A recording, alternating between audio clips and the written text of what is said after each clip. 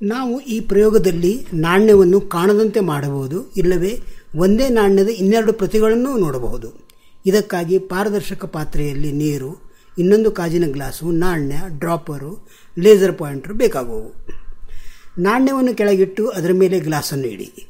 ಗ್ಲಾಸಿನಲ್ಲಿ ನೀರು ಸುರಿವಿರಿ. ಮೇಲಿನಿಂದ ನೋಡಿದರೆ ನಾಣ್ಯವು ಮಾಯವಾದಂತೆ ಕಾಣುವುದು. ಪ್ರಕಾಶ ಕಿರಣಗಳು ಸಾಕಷ್ಟು ಪ್ರಮಾಣದಲ್ಲಿ ಮಣಿದಿದ್ದರಿಂದ ನಾಣ್ಯವು ಕಾಣುವುದಿಲ್ಲ. ಈ ನಾಣ್ಯವು ಕಾಣಬೇಕಾದರೆ ಡ್ರಾಪರ್ದಿಂದ ಒಂದೆರಡು ಹನಿ ನೀರನ್ನು ನಾಣ್ಯದ ಮೇಲೆ ಸುರುವಿ ಹಾಗೂ ನೀರು ತುಂಬಿದ ಗ್ಲಾಸನ್ನು ಅದರ ಮೇಲಿಡಿ. ಈಗ ನಾಣ್ಯವು ಕಾಣತೊಡಗುವುದು. ನಾಣ್ಯದ ಮೇಲಿನ ನೀರಿನ ಹನಿಗಳು ಹಾಗೂ ಗ್ಲಾಸಿನಲ್ಲಿ ನೀರು ಇವುಗಳಿಂದ ಹೊರಬಿರುವ ಪ್ರಕಾಶ ಕಿರಣಗಳು ಅಷ್ಟೊಂದು ವಕ್ರವಾಗಿದ್ದರಿಂದ ನಾಣ್ಯವು ಕಾಣತೊಡಗುವುದು. ನಾಣ್ಯವು ಗ್ಲಾಸಿನಲ್ಲಿದ್ದಂತೆ ಕಾಣುವುದು. ಸ್ವಲ್ಪ ಸರಿಯಾಗಿ ನೋಡಿದರೆ ಇಲ್ಲಿ 3 ನಾಣ್ಯಗಳು ಕಾಣುವವು.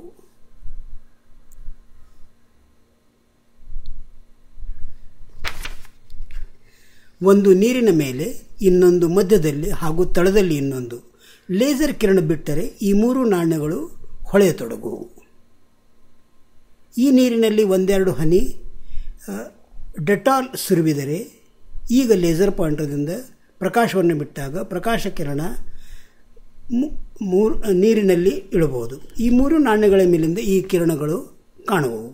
ಪ್ರಕಾಶ ಕಿರಣಗಳು ಬೇರೆ ಬೇರೆ ಮಾಧ್ಯಮದಲ್ಲಿ ಹೋಗೋದ್ರಿಂದ ಇಲ್ಲಿ ಕಿರಣ ಪ್ರಾಣಗಳು ಕಾಣುವವು.